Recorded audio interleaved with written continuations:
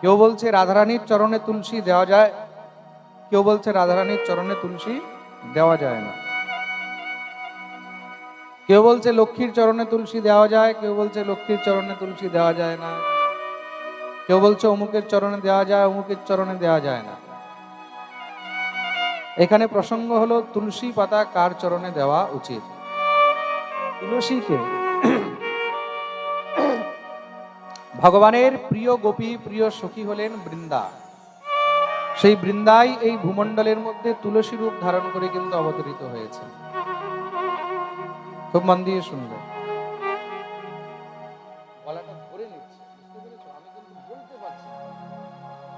সেই বৃন্দাই কিন্তু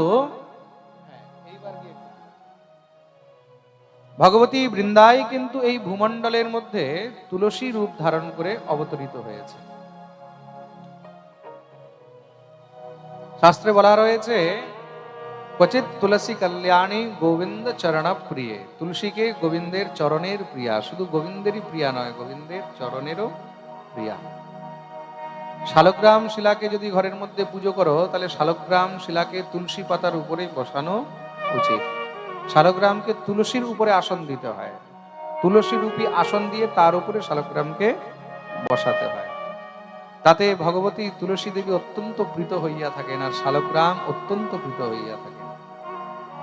তুলসী পাতা একমাত্র ভগবান শ্রী হরিকেই অর্পণ করা যায়। ব্রহ্মা থেকে নিয়ে, শঙ্কর থেকে নিয়ে, ইন্দ্র থেকে নিয়ে, চন্দ্র থেকে নিয়ে তুলসী পাতা অন্য কাউকে অর্পণ করা যায় না। যিনি গোবিন্দের প্রিয়া, তিনি সবার জন্য কি মাতৃস্বরূপা, আর মাতৃস্বরূপা যিনি রয়েছেন তাকে কখনো চরণে অর্পণ করা যায় না। সুতরাং কখনো শ্রী গুরুদেবের চরণেও তুলসী দিতে নেই। সবাইকে বলে দিচ্ছি কিন্তু এখানে যত ভক্তরা রয়েছে, যারা লাইভ শ্রবণ করছে, তাদেরকেও বলে দিচ্ছি, শ্রী গুরুদেবের চরণে কখনো তুলসী অর্পণ করিবে না। খুব মন দিয়ে শুনবে কিন্তু। কেন? আমার গুরুদেবের জন্য কিন্তু তুলসী হলো মাতৃস্বরূপা। এই সংসারে এমন কোনো গুরুদেব নেই যে এই কথা বলবে যে তুমি আমার চরণে তুলসী দেবে। কোন গুরু যদি বলে যে আমার চরণে তুলসী দেবে, তাহলে মনে করবে যে সে নিতান্ত কোনো রাক্ষস, কোনো অসুর। কোনো অসুরই এই কথা বলতে পারে যে আমার চরণে তুলসীকে দাও। তুলসী হলো মাতৃস্বরূপা, গোবিন্দের অর্ধাঙ্গিনী, গোবিন্দের প্রিয়া। প্রিয়াयै কেশবস্য চ। ভগবত প্রিয়া স্বরূপী ভগবতী তুলসীকে কখনো কোনো মনুষ্য মাত্র বা কখনো কোনো অন্যান্য দেব দেবীদেরও চরণে দিতে নেই। দুর্গার চরণে, কালীর চরণেও কিন্তু কখনো তুলসী অর্পণ করিবে না। তুলসী যদি অর্পণ করতে একমাত্র শ্রীহরি এবং শ্রীহরির যে অবতার, তাদের চরণেই কিন্তু তুলসী অর্পণ করা যায়। যেরকম শ্রীরাম, নারায়ণ, শালগ্রাম, ভগবান শ্রীকৃষ্ণ এবং গৌর হরির চরণে তুলসী অর্পণ করা যায়। দ্বিতীয়ত কথা হলো, রাধারানীর চরণে কি তুলসী অর্পণ করা যায় কি করা যায় না? সর্বপ্রথম কিছুক্ষণ আগে আমি একটি কথা বলেছিলাম, রাধারানী আর কৃষ্ণের মধ্যে কোনো ভেদ নেই। দুটি হলো এক প্রাণ দুই দেহ। রাধা কৃষ্ণ একই স্বরূপ। যেখানে তাদের মধ্যে কোনো ভেদ নেই, সেখানে তাদের অর্চনা পদ্ধতির মধ্যেও কোনো ভেদ হবে না।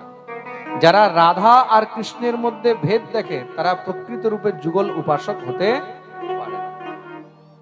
সুতরাং রাধারানীর চরণেও কিন্তু তুলসী দেওয়া যাবে, আর তুলসী দিতেই হবে। রাধারানীর চরণের অভিলাষী হলেন বৃন্দা। ভগবতী বৃন্দাকে রাধারানীর চরণের অভিলাষী।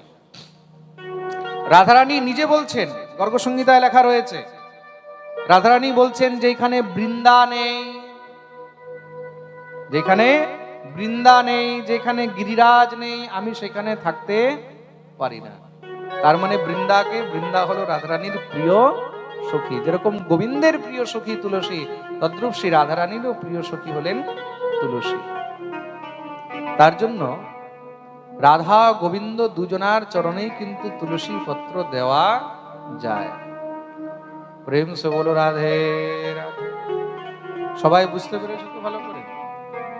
সকালে আজকে যুব সংবাদের মধ্যে এক মাতাজি প্রশ্ন করেছিলেন, মহারাজজি পঞ্চতত্ত্বের মধ্যে কি সবাইকে তুলসী পাতা দেওয়া যায়? কেউ বোধহয় জিজ্ঞাসা করেছিল না, দেখেছিলেন না যুব সংবাদের মধ্যে? পঞ্চতত্ত্ব মানে মহাপ্রভু, নিত্যানন্দ প্রভু, অদ্বৈত প্রভু, শিবাসাচার্য আর গদাধর, এই পাঁচজন হলো পঞ্চতত্ত্ব আমাদের গৌড়ীয় বৈষ্ণব সমাজের মধ্যে, গৌড়ীয় বৈষ্ণব ভজন পদ্ধতির মধ্যে। খুব মন দিয়ে শুনবে। এই পাঁচজন হলেন কিন্তু আমাদের পঞ্চতত্ত্ব। এমনিতে যদি দেখা যায় তাহলে পঞ্চতত্ত্ব কিন্তু বৈদিক রীতি অনুসারে কিন্তু পঞ্চতত্ত্ব আলাদা। ভূমি, আপ, নলো, বায়ু, পৃথিবী তত্ত্ব মানে ভূমি তত্ত্ব, আকাশ তত্ত্ব, জল তত্ত্ব, অগ্নি তত্ত্ব, বায়ু তত্ত্ব, এই পাঁচটিকে পঞ্চতত্ত্ব বলা হয়েছে। কিন্তু আমাদের গৌড়ীয় সম্প্রদায়ের মধ্যে যে পঞ্চতত্ত্ব বলা হয়েছে সেই পঞ্চবিগ্রহকে বলা হয়েছে, সেই পঞ্চতত্ত্ব নয়। এই পঞ্চবিগ্রহ কে কে? মহাপ্রভু, নিত্যানন্দ, অদ্বৈত, শ্রীবাস আর গদাধর। এই পাঁচজনার মধ্যে তুলসী পাতা কাকে দেওয়া যাবে? তুলসী পাতা একমাত্র মহাপ্রভুকে দেওয়া যাবে, তারপরে নিত্যানন্দ প্রভুকে দেওয়া যাবে, আর তারপরে অদ্বৈত প্রভুকে দেওয়া যাবে।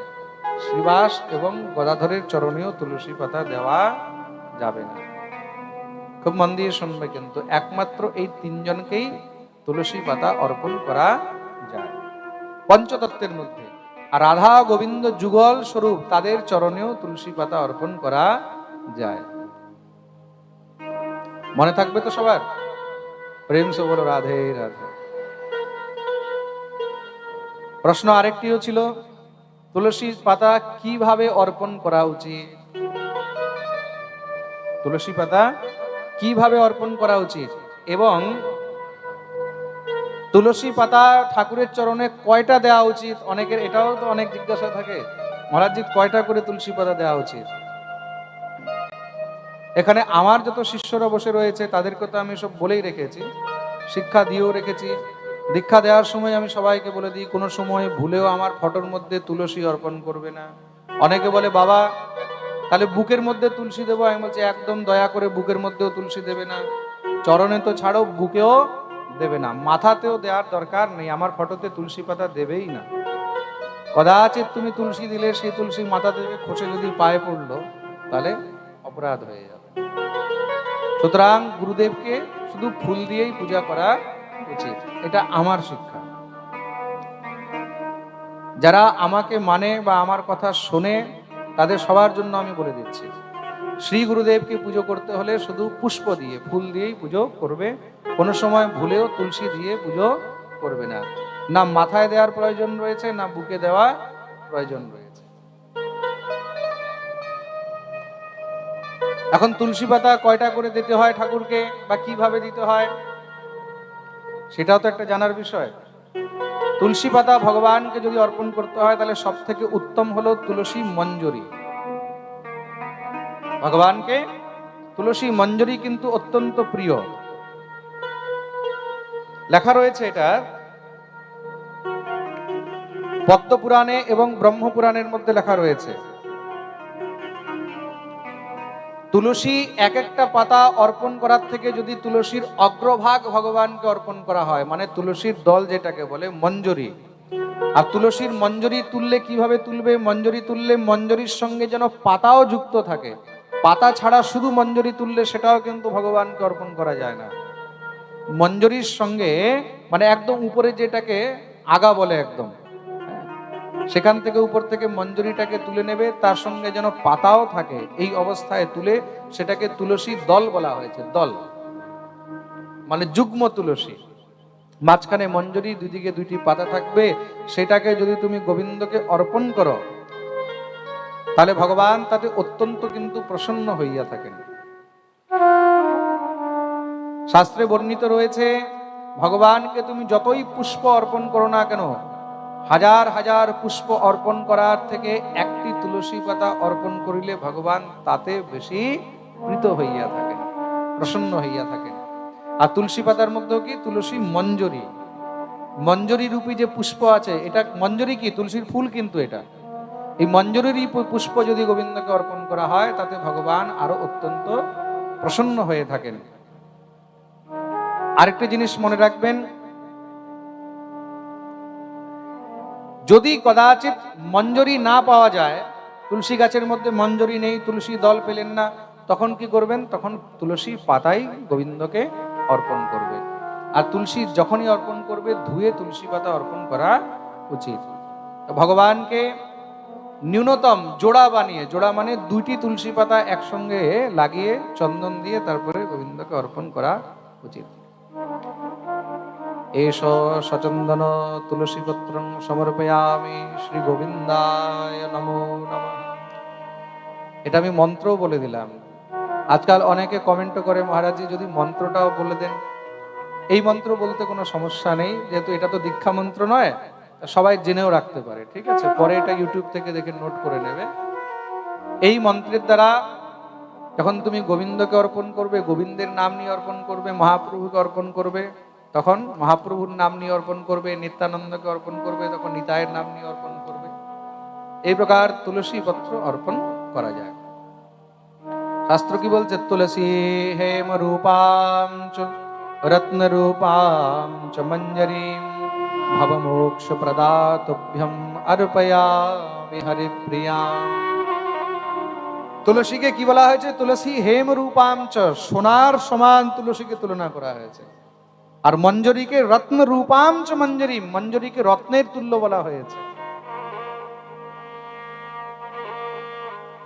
এই তুলসী অর্পণ করলে ভগবান তার উপর অতিপ্রীত হইয়া থাকেন। এই প্রকার মিনিমাম যুগ্ম তুলসী দুটি জোড়া বানিয়ে ভগবানকে অর্পণ করবে।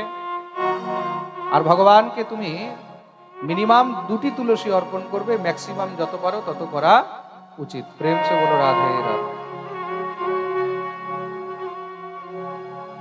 সকালে আরেকজন ভক্ত প্রশ্ন করেছিল, তুলসী পত্র দ্বাদশীর দিন কেন তুলতে নেই? প্রশ্ন করেছিল না কেউ? মনে পড়ছে তো? দ্বাদশীর দিন কেন তুলতে নেই, বা দ্বাদশীর দিন তুলসী গাছে জল কেন দিতে নেই? তারা উত্তর বলে দিচ্ছি, জানতে চাও তো? প্রেম সে বলো, বলো না, আরো জোরে, আরো জোরে। জয় জয় শ্রী রাধে। তুলসী পত্র চয়ন করার মধ্যে নিষিদ্ধ কাল কি কি, কোন কোন সময় তুলসী পাতা তুলতে নেই, সেটাও বলে দিচ্ছি। সবাই কিন্তু এটা নোট করে নেবে। সর্বপ্রথম বলা হয়েছে, বৈধৃতি আর ব্যতিপাত যোগের মধ্যে কখনো তুলসী পাতা তুলতে নেই। নির্ণয় সিন্ধু গ্রন্থের মধ্যে লেখা রয়েছে, ব্যধৃত চ ব্যতিপাতে ভৌম ভার্গব ভানুষু পর্বদ্বয়ে চ সংক্রান্ত দ্বাদশ্যাম সূতকে দ্বয়োঃ। সংক্রান্ত কৃষ্ণ পক্ষান্তে দ্বাদশ্যাম নিশি সন্ধ্যয়োঃ। বারাহ পুরাণের মধ্যেও কিন্তু বর্ণন রয়েছে, নিষিদ্ধে দিবসে প্রাপ্তে গৃহ্ণীপাদ গলিতম দলম তেনৈব পূজাম কুর্বীত ন পূজাম তুলসী বিনা। তার অর্থ কি বলা হয়েছে? ব্যধৃত চ ব্যতিপাত। পঞ্জিকার মধ্যে যে যোগ হয়, যোগ, করণ, তিথি, নক্ষত্র, আলাদা আলাদা জিনিস আছে। দুইটি যোগ রয়েছে যেগুলো বৈধৃতি আর ব্যতিপাত, এই দুইটি যোগ যেদিন থাকে সেদিন তুলসী পাতা তুলতে নেই। এটা তো হলো যোগের কথা। এবার বার, কোন কোন বারে তুলসী পাতা তুলতে নেই? ভৌম ভার্গব ভানুষু। ভৌমবার, ভৌম মানে মঙ্গলবার। ভার্গব, ভার্গব মানে শুক্রবার। মঙ্গলবারে, শুক্রবারে আর ভানুষু, ভানুষু মানে রবিবারে তুলসী পাতা তুলতে নেই। এই তিন বারের মধ্যে দুইটা যোগ, এই তিনটি বার। আর তিথির মধ্যে কি কি তিথি? দ্বাদশী, অমাবস্যা আর পূর্ণিমা। পর্বদ্বয়ে চ সংক্রান্ত। খুব মন দিয়ে শুনবে, দ্বাদশী, অমাবস্যা, পূর্ণিমা, এই তিনটি তিথি। আর চতুর্থ হলো সংক্রান্তির দিন তুলসী পাতা তুলতে নেই। দ্বাদশী তিথি, অমাবস্যা তিথি আর পূর্ণিমা তিথি, এই তিনটি তিথিতে তুলসী পাতা তুলতে নেই। আর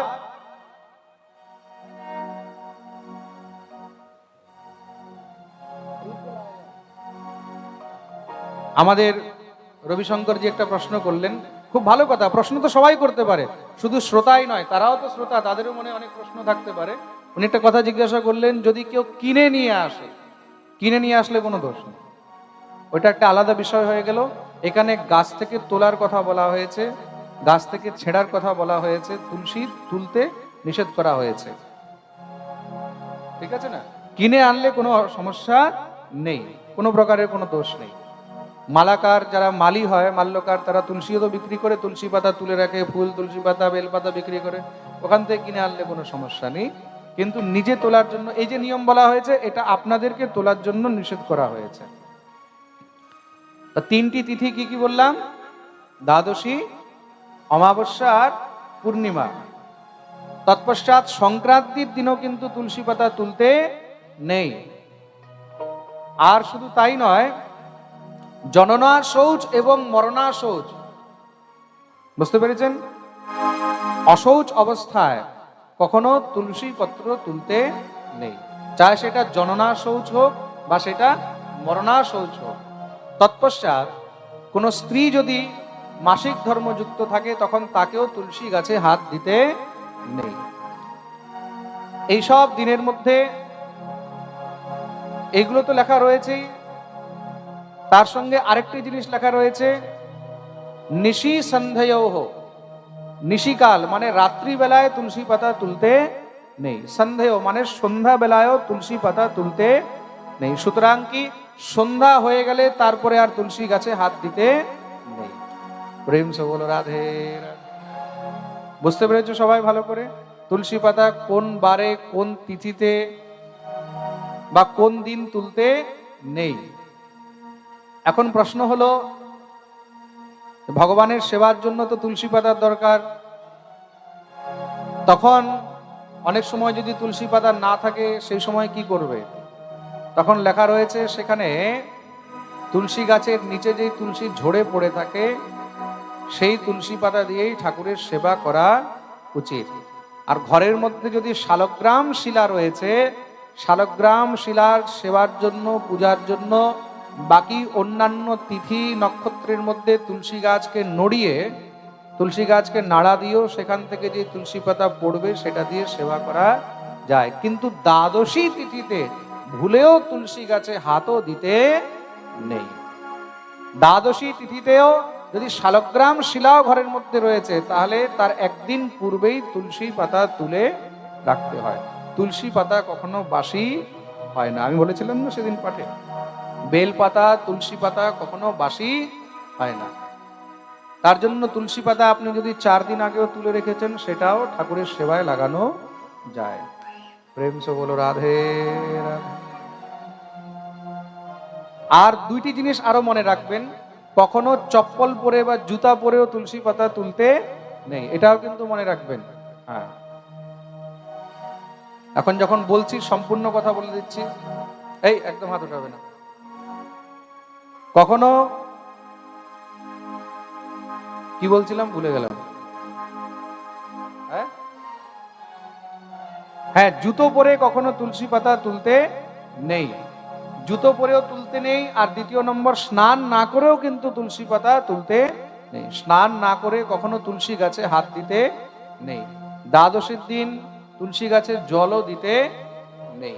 তো মন দিয়ে শুনবে, অন্যান্য দিন জল দিয়ে স্নান করাতে পারো, কিন্তু রবিবারে জল না দেওয়াটাই ভালো। অন্যান্য দিন তুলসী গাছ ঝাড়িয়ে তুমি তুলসী তুলতেও পারো, বা শালগ্রাম শিলার সেবার জন্য তুলসী যদি নিয়েছো, তাও সেটাও একবার বৈষ্ণবের ক্ষেত্রের মধ্যে বলা হয়েছে, শুধু শালগ্রামের পুজোর জন্য নিতে পারে, অন্যান্য নয়। কিন্তু দ্বাদশী তিথিতে কোনো মতেও তুলসী গাছে হাত দিতে নেই। এখন থাকলো তুলসী তোলার মন্ত্র কি? তুলসী তোলারও কিন্তু মন্ত্র রয়েছে, কে কে জানে? জানো তো তুলসী তোলার মন্ত্র? যারা জানে না তাদেরকে বলে দিচ্ছি তুলসী তোলার মন্ত্র কি। তুলস্যমৃত জন্মাসি সদা ত্বম কেশব প্রিয়া, চিনোমি কেশবস্যার্থে বরদা ভব শোভনে। খুব মন দিয়ে শুনবে, এখানে আপনাদেরকে যে বলা হচ্ছে, এগুলো কিন্তু সব শাস্ত্রের থেকে কালেকশন করে বলা হচ্ছে।